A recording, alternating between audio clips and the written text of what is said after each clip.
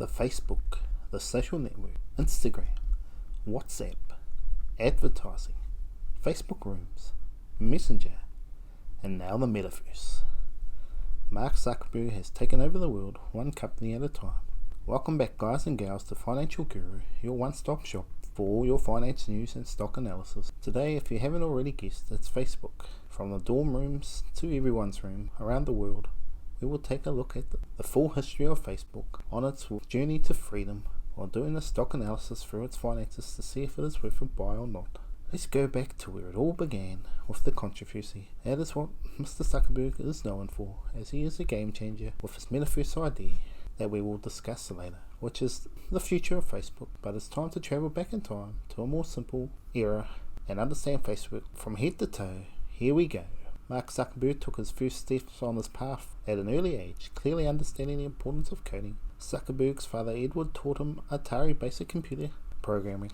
It didn't take long for all his skills to become apparent. When he was 11, his parents hired a software developer named David Newman to tutor him. Newman to this day calls Zuckerberg a prodigy. Within a couple of years, Zuckerberg created an incredibly practical program, ZuckNet. His father ran a dentist out of his house and wanted a simple way for receptionists to contact him without shouting through the home.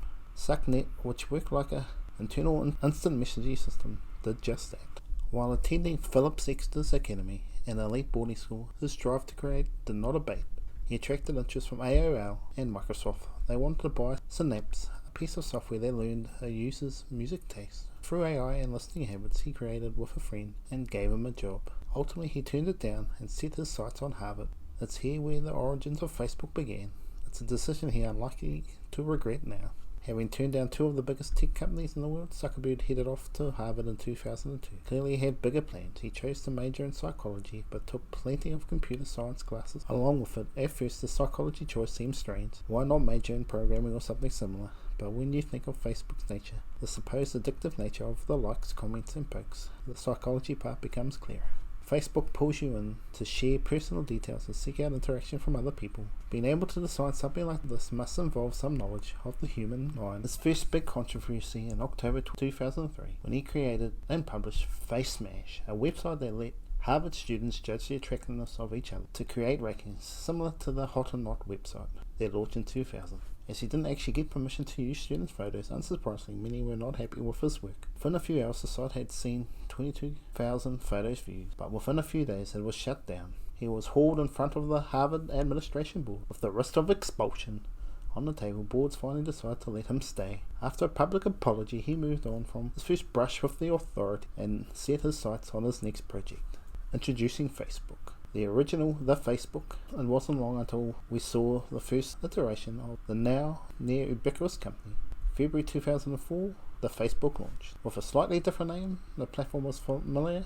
It had a profile where you could upload photos, share your interests, and connect with other people. It also offered a network visualization of your connections. Initially, this was only open to people with a Harvard email address, and within the first month, 50% of the college students had signed up. But there was a big problem Zuckerberg had to deal with from the get-go. He was being sued. Zuckerberg had previously worked on a similar project with fellow students Cameron Winklevoss, Tyler Winklevoss, Divya Navendra.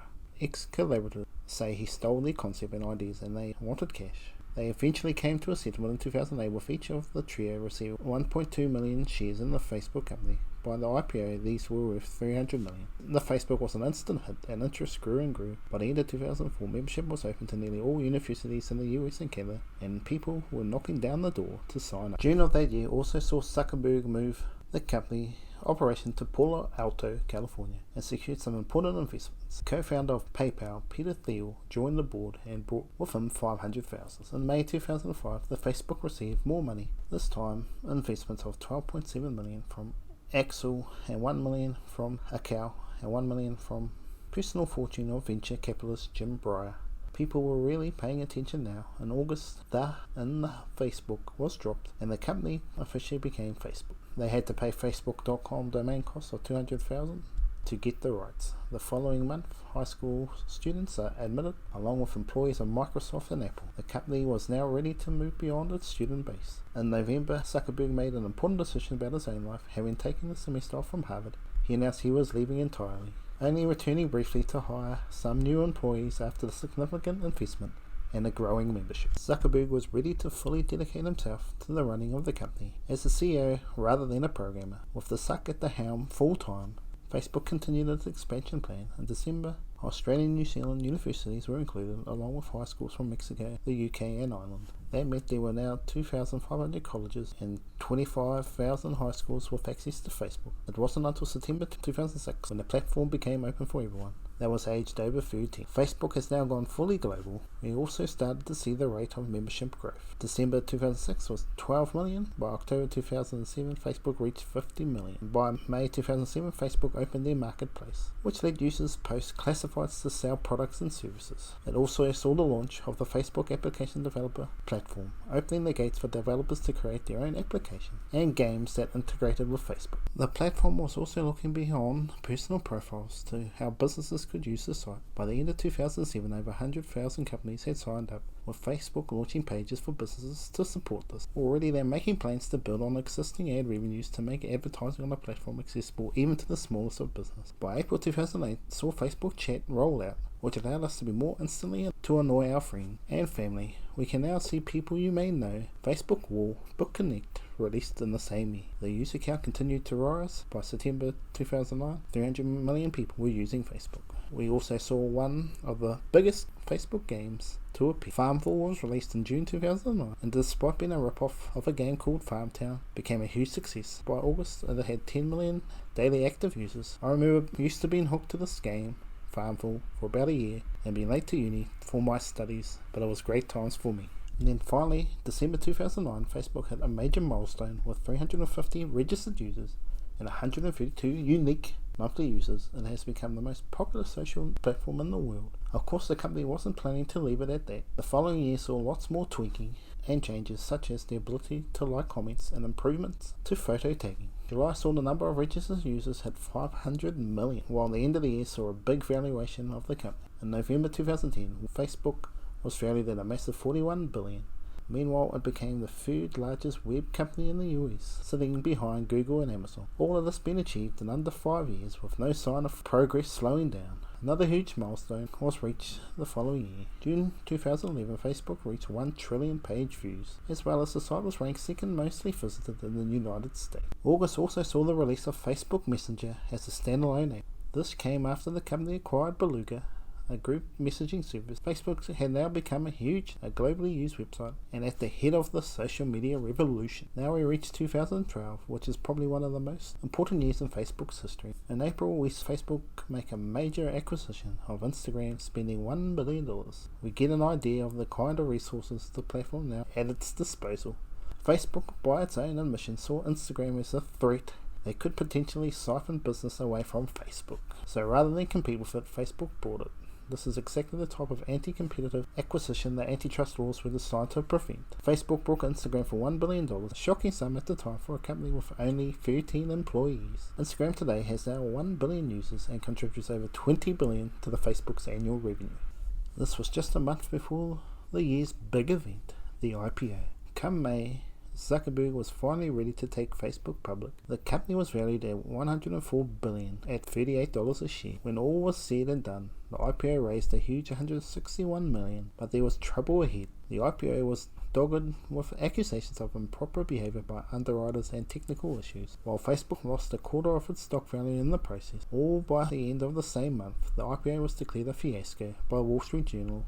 By June 6, investors had collectively lost $40 billion. Over 40 lawsuits related to the IPO were then filed. It was suggested that the underwriters Morgan Stanley, JP Morgan and Goldman Sachs maybe had acted improperly. There were reports that they secretly cut revenues estimates mid-IPO, while there have been accusations that information was fed to the underwriters from Facebook that led to them cashing out. On top of that, there were problems, trading glitches, and botched orders, with Facebook also being accused of running the IPO like a pump and dump scheme. Overall, not the smoothest of IPOs, but of course Facebook carried on nonetheless. By October, the platform saw its 1 billionth registered user. In 2013, a year on from the IPO, And despite all the troubles it brought, Facebook joined the Fortune 500 at a number 462. There was now no doubting the company was a major institution, especially as the global reach increased. But now its popularity has caused problems. A platform open to everyone is on the surface a wonderful idea. Unfortunately, everyone involved, a lot of awful people who like nothing more than using the internet to be awful to others, to as large an audience as possible. Facebook has gained a major abuse and hate speech problem and seemed ill-equipped to deal with it, campaigning from groups like the Everyday Sexism Project and wider complaints. From the user base led to Facebook to take action. In a blog post they admitted their moderation efforts had failed to work as effectively as they liked. To try and tackle these issues, they announced a number of changes: a review and update of the guidelines used to evaluate of hate speech, update the training for teams responsible for these evaluations, increase accountability for creators of cruel and insensitive content, meaning they must reveal their true identity, increase communication with groups already working against hate speech. As well, this was not enough to stamp out the problem. February 2014 saw Facebook's 10-year anniversary. An incredible amount had been achieved since the dorm room at Harvard.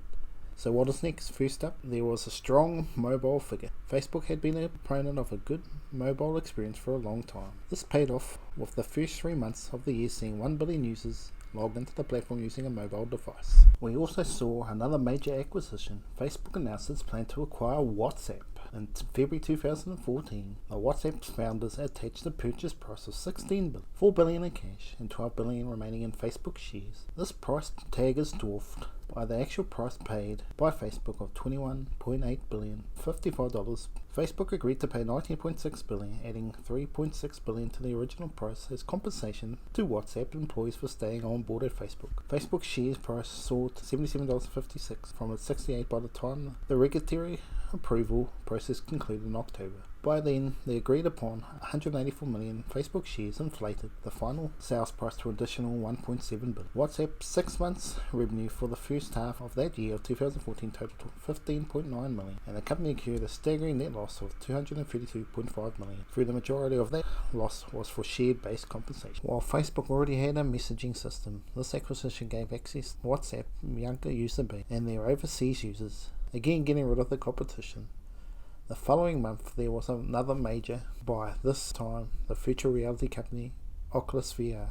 In a post from Zuckerberg, he said the Oculus VR headset would enable even more useful entertainment and personal experience. April saw another big change. Despite owning a technically competing app, Facebook decided to remove Messenger from the main app and make it its own application. This meant people had to download it separately to use it. As of April 2017, Messenger boasts 1.2 billion active users. It wasn't all good though. In June 2014, it was revealed Facebook had been experimenting on their users. Essentially, the platform chose to show you certain content in an attempt to influence your mood. Unsurprisingly, many were not happy being tested on. After people complained, Facebook agreed to change how they conduct experiments, but didn't make it all the way to apologizing. Meanwhile, Facebook's market cap was growing, reaching $200 billion by September, and showing the company was still moving forward financially. The year started off with more strong financial news. Facebook announced that in Q4 2017, they had seen profits of $700 million, 34% increase year on year. So with the money flowing in and acquisitions opening new horizons, things were looking good.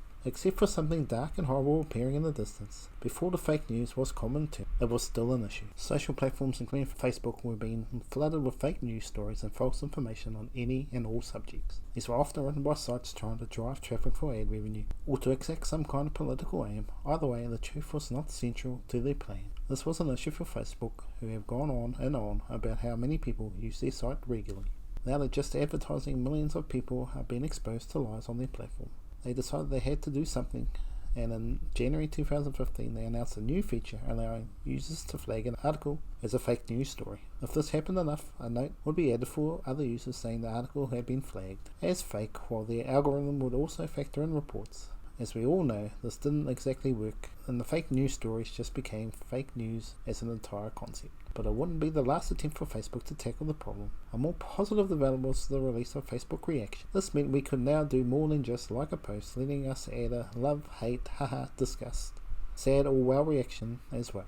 By no means a major update, but it showed how Facebook was still looking at some of their original functions for improvement. In July, an interesting statistic was released. Half of the world's internet users use Facebook. This was after the platform released stats from 3 months ending in June. The site was used by 1.49 billion people. There were a few other notable releases in 2015, including video calling and Messenger, the release of Facebook Live to verified public figures. In 2016, Facebook announced they now had 1.5 billion daily users, $3 million in advertising, and made $3.69 billion in profit in 2015.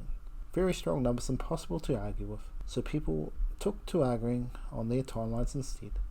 In June, we saw Facebook make a change to its algorithm, and one of the first steps they would hit publishers and companies organic traffic from their sites. They announced that posts from your friends and families would take precedence in your feed. Great for family holiday photos, not so good for news out. But then in August, Facebook threw publishers a bone in the form of another algorithm change. Now the platform would judge which stories were informative and then put them in front of people where the pieces aligned with their interests. Although for those producing high quality journalism, they must have been frustrated their made up news was still getting so much traction. In the midst of this, Facebook announced a new platform, Workplace, aimed at organisations. It essentially acted as an internal social platform for companies where employees could communicate with each other. Then in September, a crisis hit, as it was revealed Facebook had been publishing misleading metrics. The company was forced to apologise for miscalculating video views and the amount of time users spent watching them. Not great timing for a company trying to fight the spread of disinformation on its own platform. By the end of the year, fake news as a term was dominating conversation. After the US elections, you couldn't go an hour without someone saying fake news, especially Donald Trump, and there were claims a lot of it could be found on Facebook. People even went so far as to claim misinformation spread on platforms, and Twitter swayed the elections in favour of Trump.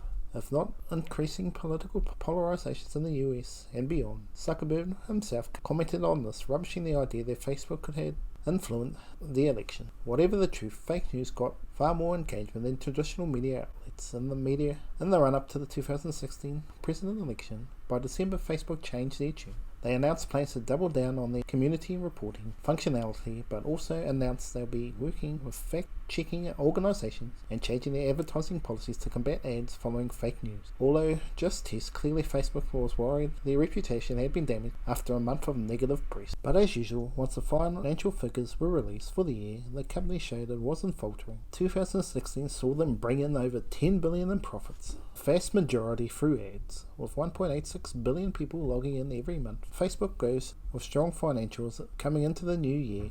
Facebook's first major announcement of 2017 related to journalism. In an attempt to position itself as a company that wanted proper journalism to succeed, they launched the Facebook Journalism Project with the aim to establish strong ties between Facebook and the news industry. The platform would offer up new formats for storytelling, encouraging local news, offer journalism training, and teach people how to spot fake news. In April 2016, Facebook announced even more plans to tackle the spread of false information. They said they would be taking the reapproach, disrupting economic incentive, hitting traffic to websites full of fake stories and hoaxes, building new products. Facebook continued to roll out some interesting updates, particularly the release of Facebook Spaces. This virtual reality app allows you to hang out with your friends in person. This came off the back of more immersive 360 photos and videos released earlier in the year, which worked with virtual reality headsets. In June, the company announced they had reached 2 billion members. It's interesting, the virtual reality headset. I have not yet tried.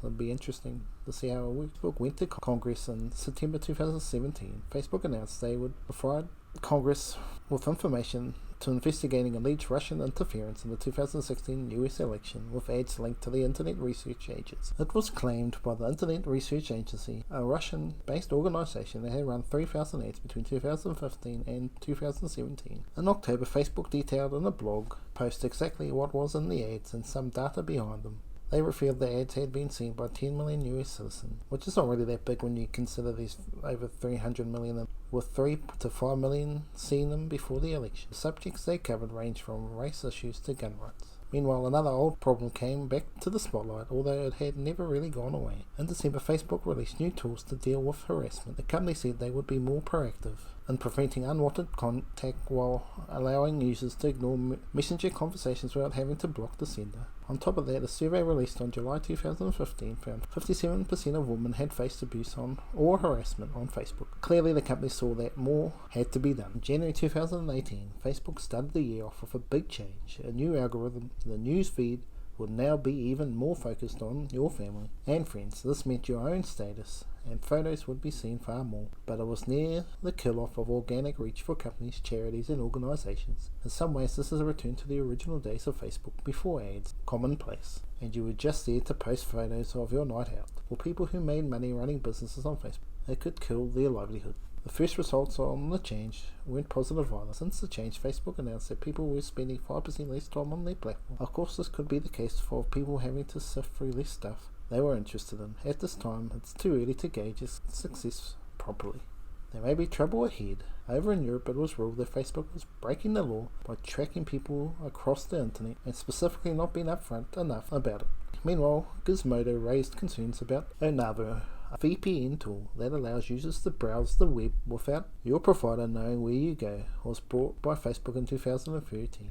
In February 2018, Facebook made Onavo accessible without their app under a menu option called Protect. What was the problem with that? Well, Onavo didn't just act as a VPN, it also scooped up your data on your activities on the internet and your phone and sent it all straight to Facebook. For example, they could track your use of the app, not exactly something people wanted. By the end of March, privacy and data concerns were still apparent, along with worries about Facebook might be used to sway future political events in the future. In an attempt to allay fears, Facebook announced in May disabled 1.3 billion fake accounts in the 6 months leading up to March. During this time, their newsroom put out a lot of blogs, posts around security and privacy too, covering topics such as what data Facebook collects and the information advertisers hold on users. May also saw Facebook Developers Conference F8 take place, along with Zuckerberg talking up the idea of Facebook being used for good and increased use of fact checkers. It was also announced that Facebook would be releasing their own dating service. If Zuckerberg had hoped, Facebook's future was looking bright. June started off with a strong reality check. A study from the Pew Research Center found that teenagers were no longer as enthralled by the platform as they once were. Pew found that 51% of people aged 13 to 17 used Facebook, compared to 2015 study. That was a significant drop, with Facebook losing out on other platforms like Snapchat, Instagram and YouTube. Meanwhile, security concerns continued unabated. Also early in June, it was revealed Facebook made 14 million people's private posts public thanks to a bug. A few days before we found out, Facebook had been sharing user data with Chinese companies to form app design. Amongst this, Facebook was pushing forward in other areas. They announced they were funding shows from networks like ABC News and CNN that would be published by Facebook Watch. The platform on-demand video Facebook earned itself a new record at the end of July 2018. But it wasn't a good one. On the 25th of July, the platform released their 2018 Q2 earnings report. This revealed missed targets on both revenue and global daily active users. Already on the ropes after the privacy and data scandal, this report spooked the market and Facebook saw the biggest loss of value in a single day than any other company in the history of the US stock market. When it was all said and done, the company had lost $119 billion in value, with Zuckerberg losing heaps by himself. Then in September of the same year, Facebook had another security issue. This time 50 million users were exposed by a vulnerability that allowed others to take people's accounts. After months of talk around privacy, this again hit people's trust in Facebook hard. As June 2021 came to an end, Facebook CEO Mark Zuckerberg told his employees about an ambitious new initiative. The future of the company would go far beyond its current projects of building a set of connected social apps and some hardware to support them. Instead, he said Facebook would strive to build a maximalist, interconnected set of experiences straight out of a sci-fi movie, a world known as the Metaverse. The company's division focused on products for communities, creators, commerce, and virtual reality would increasingly work to realize this vision. What I think is most interesting is how these themes will all come together into a bigger idea, Zuckerberg said. Our overarching goal across all of these initiatives is to help bring the metaverse to life. The metaverse is a term that refers to a convergence of physical, augmented, and virtual reality in a shared online space. Key characteristics of the metaverse is to have it span the physical and virtual worlds, contain a fully fledged economy, and offer unprecedented interoperability. Users have to be able to take their avatars and goods from one place in the metaverse to another, no matter who runs that particular part of it. Critically, no one company will run the metaverse. It will be an embodied internet. Zuckerberg believes operated by many different players in a decentralized way. At the same time, Zuckerberg believes the metaverse will bring enormous opportunity to individuals who want to work and own homes far from today's urban centers. And to people who live in places where opportunities for education or recreation are more limited, I realise Metaverse could be the next best thing to a working teleportation device. The Metaverse is a vision that spans many companies and the whole industry. You can think about it as the successor to the mobile internet, and it's certainly not something that any one company is going to build, but I think it's a big part of our next chapter and going to hopefully be contributing to building that in partnership with a lot of other companies and creators and developers. Instead of just viewing content, you are in it, and you feel present with other people as if you were in the other place, having different experience that you can't do necessarily in the 2D world. App or web pages like dancing, for example, or different types of fitness. I think a lot of people, when they think about the metaverse, they'll think about just virtual reality, which I think is going to be an important part of that. Clearly is a part that we're very invested in, because it's the technology that delivers the clearest form of presence. But the metaverse isn't just virtual reality, it's going to be accessible across all different computing platforms, but also on mobile devices, game consoles. Speaking of which, a lot of people also think about the metaverse as primarily something that's about gaming, and I think entertainment is clearly going to be a big part of it, but I don't think that this is just gaming. I think that is a persistent, synchronized environment where we can be together, which I think is probably going to resemble some kind of hybrid between the social platforms that we see today, but an environment where you're embodied in it. So that can be 3D, but it doesn't have to be. You might be able to jump into an experience like a 3D concert, so you can get elements that are 2D or an element that are 3D. But overall, I think this is going to be a really big part of the next chapter for technology industry, and it's something that we're very excited about here at Facebook. It just touches a lot of the biggest themes that we're working on. Think about things like community and creators as one of, or digital commerce as a second, or building out the next set of computing platforms like virtual and augmented reality to give people that sense of presence. I think all of these different initiatives that we have at Facebook today will basically ladder up together to contribute to helping to build a metaverse vision. And my hope, if we do this well, I think over the next 5 years or so, in this next chapter of our company, I think we will effectively transition from people seeing us as primarily being a social media company to being a metaverse company. And obviously all of the work that we've done across the apps that people use today will contribute directly to the vision in terms of building community and creators. From the moment we wake up to the moment we go to bed, being able to jump into the metaverse to do almost anything you can imagine. Wow. Future thinking from Facebook. It sounds promising. Now that we have found out all the information about Facebook, it's time to look into the financials. Facebook market cap has tripled over 5 years, from 331 billion to now over $1 trillion. The share price has followed suit with 124 to 350. The PE ratio has decreased by more than 50%, from 56 to 25.5, showing the company is stabilizing and the growth potentially is declining. Revenue and net income have both risen by over 3 times in the last 5 years, but Facebook has not been able to find a way to cut costs, aka expenses, to be more profitable on the bottom line. But total revenue is 4 times less than Amazon, so some work to do. Total assets increased by around 2.7 times in 5 years, from 64.9 billion to currently 163.5 billion. The total liability has been very low in comparison, so that is very impressive. But the only concern I have with total liabilities is that it rose by 5.2 times in the last 5 years, from 5.7 billion to 29.8 billion currently, where total assets in comparison only rose 2.5 times. So some food for thought there. Well, what can you say? 6 years of no long-term debt is amazing. They have doubled their cash position from 29.4 billion to 64.2 billion, on par with Apple at 69 billion. Shares outstanding has been fairly steady, but no major decrease as yet, and that may be why the Facebook is at a $1,000 stock price, as shareholders don't see the value coming back to them. Very low short interest, of only 1.2% with no debt. This is understandable. But will the no debt continue, with the metaverse going to cost some money to get up and running? But I guess they'll keep raising capital. The employees keep increasing, with 3.5 times in employees in the last 5 years. Sector gross profit Facebook is way too good for the sector. 80.98% gross profit increase compared to the sector median of 50.48.